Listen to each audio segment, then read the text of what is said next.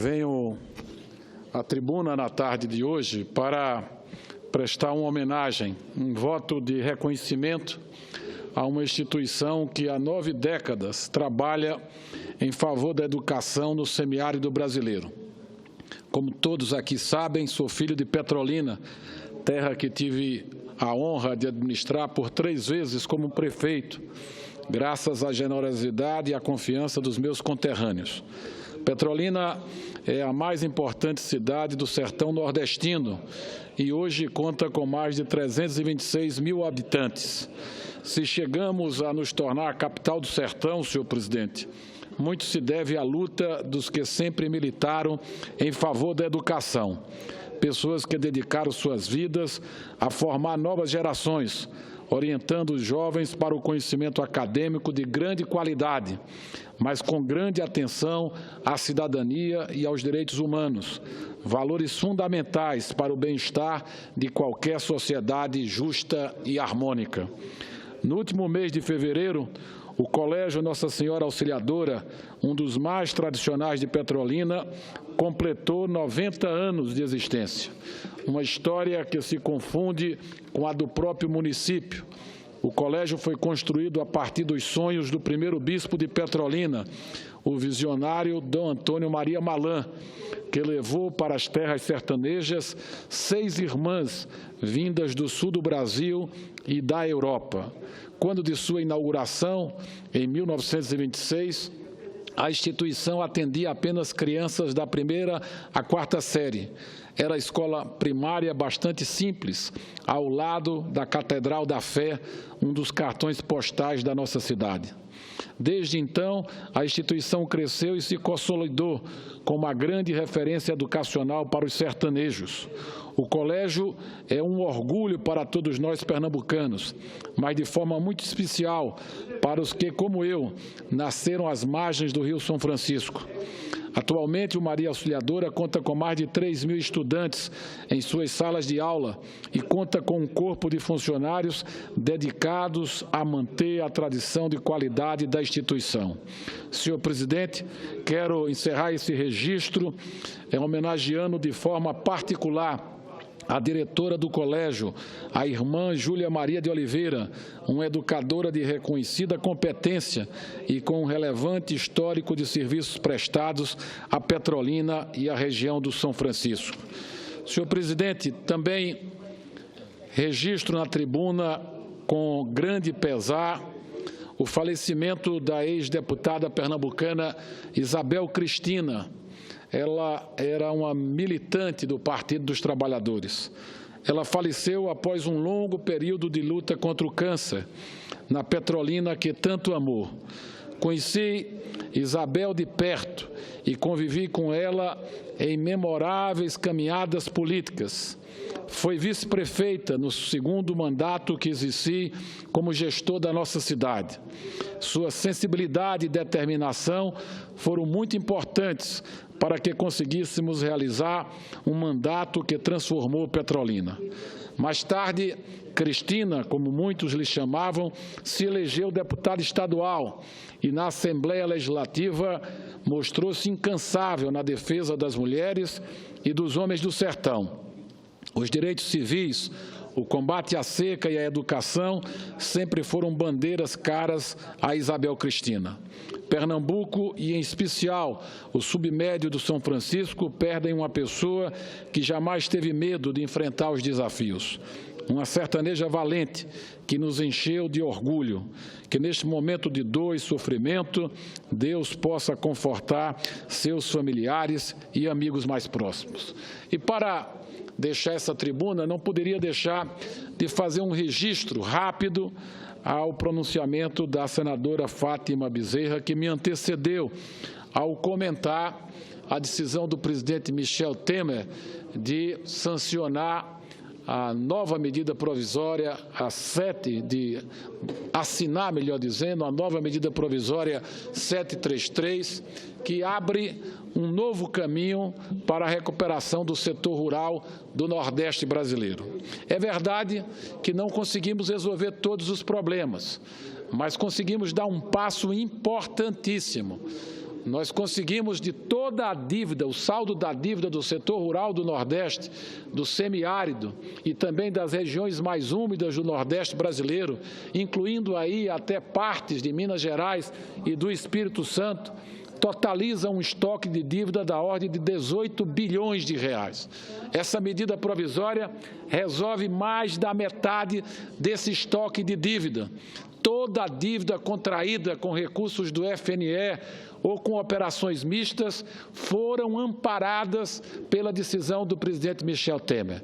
E para nós que somos do semiárido, sobretudo que fomos os mais castigados pelas sucessivas secas, a informação que dispomos é que as operações com FNE ou com operações mistas através do Banco do Nordeste responde por mais de 94% do crédito rural concedido para a região semiárida. Portanto, essa medida provisória também resolve o problema do pequeno, do médio e do grande. O pequeno, é verdade, não teve a remissão em valores até R$5.000, mas o pequeno teve um rebate de 95%. Se o pequeno agricultor deve R$15.000, ele vai poder liquidar a sua dívida com apenas R$750. E se ele não tiver R$750, ele vai poder parcelar 20% da sua dívida, que é R$3.000, para poder ter 3 anos de carência e 10 para pagar. A última parcela só será paga em 2030. E é por isso que o senador Garibaldi Alves tem razão, que foi o relator revisor da medida provisória que originou essa nova iniciativa do governo federal.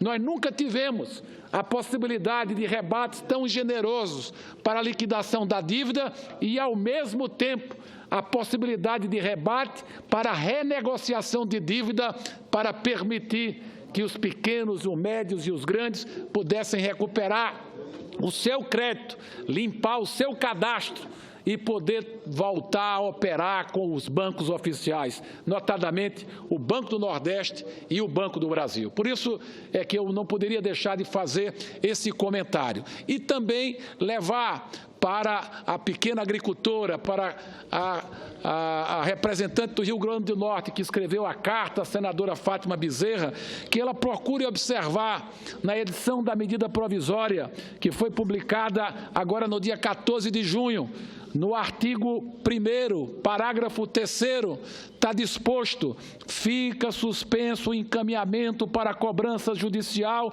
dos débitos referentes às operações enquadráveis nesse artigo.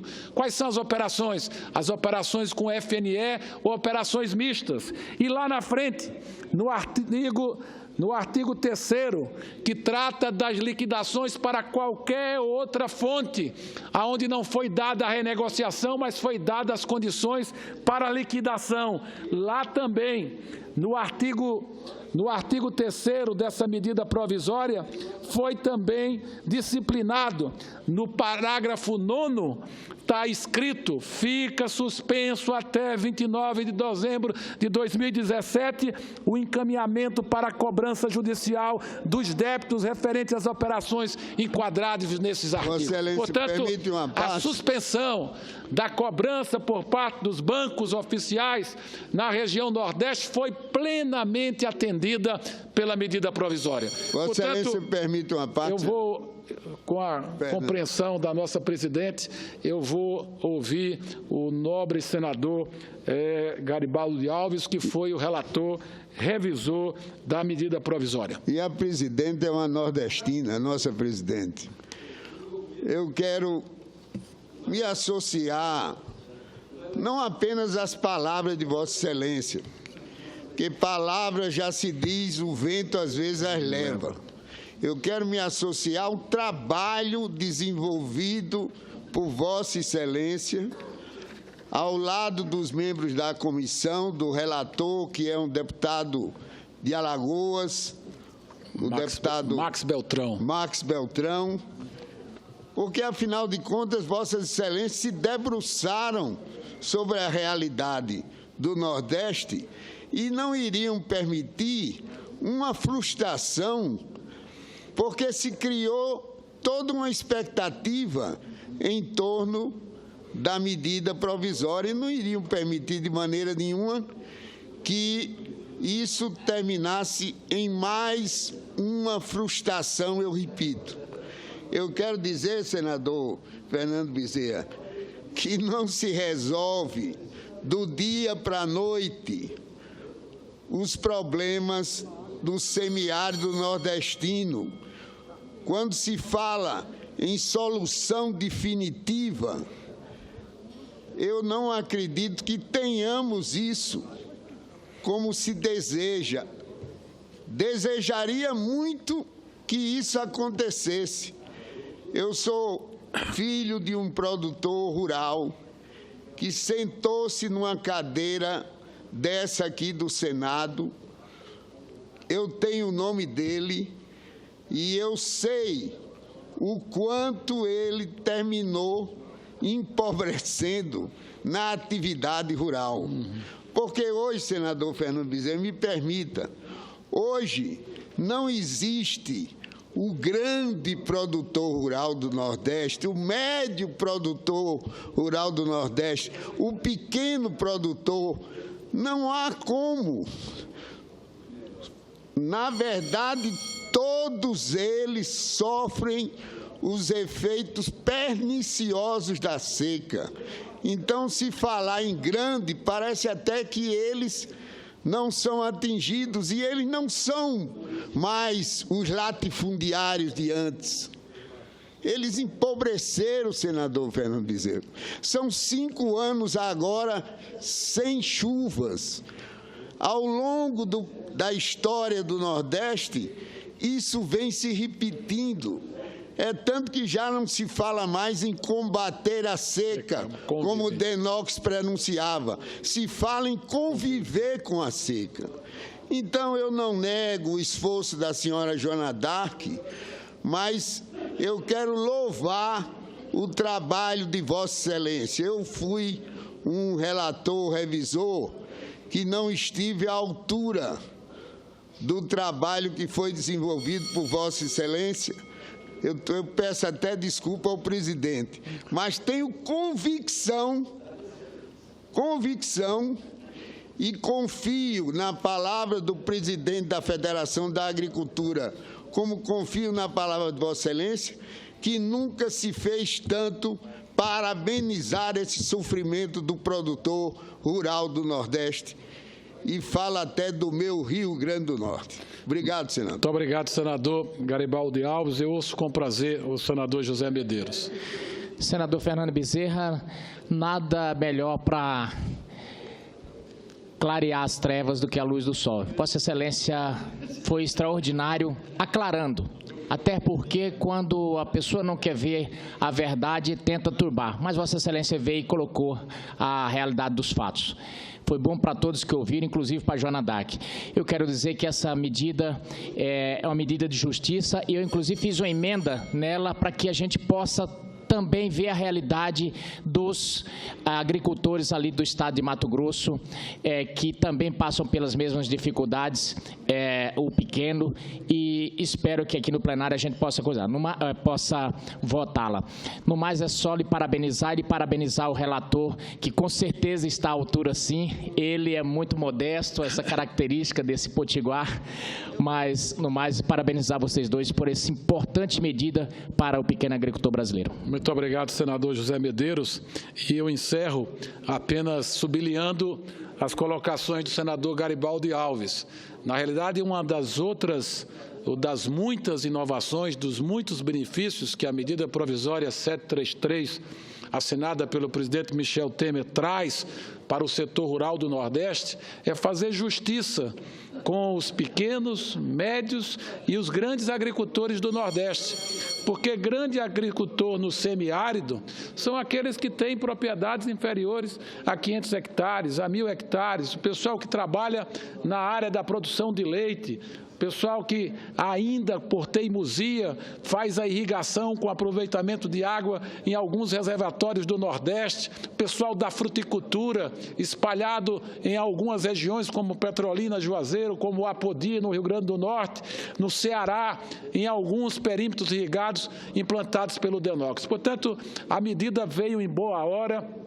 Ela traduz uma luta incessante de toda a bancada do Nordeste, aqui registrar o trabalho do coordenador da bancada do Nordeste, o deputado Júlio César, e traduz também o desejo de governadores, de prefeitos que brigaram, que se juntaram a essa causa para que a gente possa resgatar o crédito do pequeno agricultor, do médio agricultor e do